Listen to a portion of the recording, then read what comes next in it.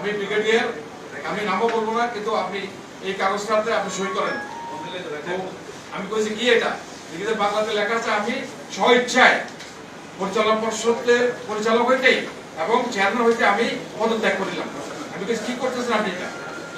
এখন আমাদের দাবি হলো আপনারা যদি সবাই তুলে ধরেন ইনশাআল্লাহ আল্লাহর মতে আমরা সহজে আমরা ব্যাংকটা ইনশাআল্লাহ একটাই দাবি আমাদের, আমরা অধিকার ফেরত চাই। আমরা শেয়ারহোল্ডারদের পক্ষ থেকে একটাই আমাদের দাবি, আমরা ব্যাংক থেকে আমরা ফেরত চাই।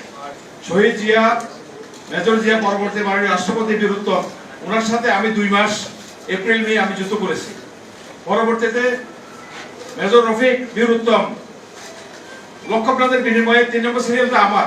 পুরো বাংলাদেশে মুক্তিযোদ্ধাদের মধ্যে আমার সিরিয়াল হলো 47, নোয়াখালীতে আমি 3।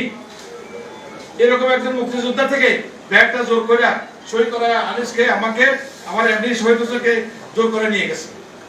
এখন আপনারা বলেন কি আমরা কি এটার বিচার চাইতে পারি না? আপনারা প্রত্যেকটা পেপারে এটাকে কভারেজ দেন, কভারেজ দিয়ে ইনশাআল্লাহ। কারণ এই সালামের শক্তি কে ছিল? শক্তি ছিল তার রেহানা এবং হাসিনা। ওই দিন তো এখন উড়ে গেছে। যে আমিদিন, যে মেজর জেনারেল আমিদিন আমার দিয়ে সই করে আমার দাওয়া দিয়ে নিয়ে গেছে, কয় স্যার আমি 70 সালে আমার কমিশন আর্মিতে, ওর কমিশন হলো 90 সালে, 19 বছর জুনিয়র আমার স্যার কয়ে দাওয়া দিয়ে নিয়ে গেছে। নিয়ে আমারে কয় স্যার, আমি কই দেখেন আমার 2:30টা মিটিং আছে, আমরা তো ছোট বড়, আমি আপনি করে সবাইকে আমি পিএন তো আপনি করে বলি। আমার কয় স্যার আপনি আসেন, আপনার সাথে একটু কথা আছে। আমি আমার 2:30টা মিটিং আছে, আমি আজকে আসতে পারলাম। কয় না স্যার আপনি আসেন, 8টা আসেন, আপনাকে 10টা মিটিং করে দেবো, পরে গিয়ে আপনি মিটিং করেন। গিয়ে দেখি যে এখন আসে আমার রুমে আটকায় রাখছে, আর কথা বলে না।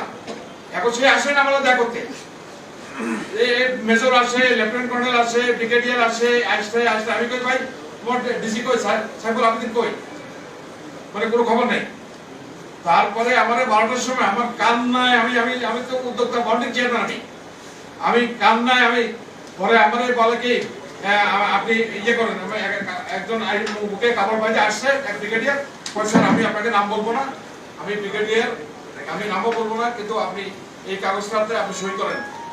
তো আমি কইছি কি এটা লিখিত বাংলাতে লেখা আছে, আমি স্ব ইচ্ছায় পরিচালনা পর্ষদের পরিচালক হইতে এবং চেয়ারম্যান হইতে আমি পদত্যাগ করিলাম।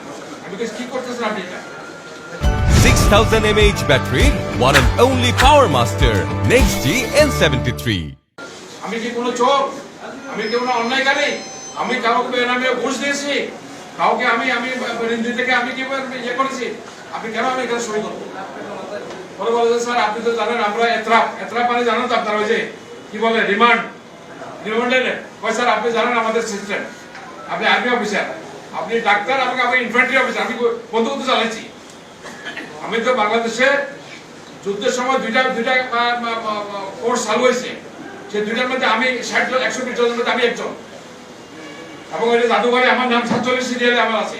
জীবনকালে দাস আমার দেখতে আসছে, জেনারেল ফজলুর রহমান আমার কোর্সমেট, জেনারেল ফুল জেনারেল 6 ফুট 3 ইঞ্চি লম্বা সে।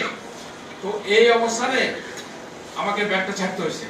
এখন আপনারা এটা বিচার করবেন, এটা কিভাবে আমরা ব্যাংকটা নিতে পারি। আপনারা ইনশাআল্লাহ যদি সবাই সব ব্যাপার তুলে ধরেন ইনশাআল্লাহ এই সালামের যে অক্সিজেনের ব্যাগ নাকি কাঁধের মধ্যে রেখে সে চলে, তারপরে তার একটা ফেস ব্রেকার লাগাইছে বুকের মধ্যে। এখন আমাদের দাবি হলো আপনারা যদি সবাই তুলে ধরেন ইনশাআল্লাহ আল্লাহর মতে আমরা সহজে আমরা ব্যাংকটা ইনশাআল্লাহ তার ভিতরে মিনিমাম আমার ব্যাংক থেকে 20,000 কোটি টাকা নিয়ে গেছে তারা, 20,000 কোটি। লুটেরাদের আস্তানা ভেঙে দাও, গুলিয়ে দাও, সাকরেহানার আস্তানা ভেঙে দাও, গুলিয়ে দাও, খুনি হাসিনার আস্তানা ভেঙে দাও, গুলিয়ে দাও, সালামের আস্তানা ভেঙে দাও, গুলিয়ে দাও।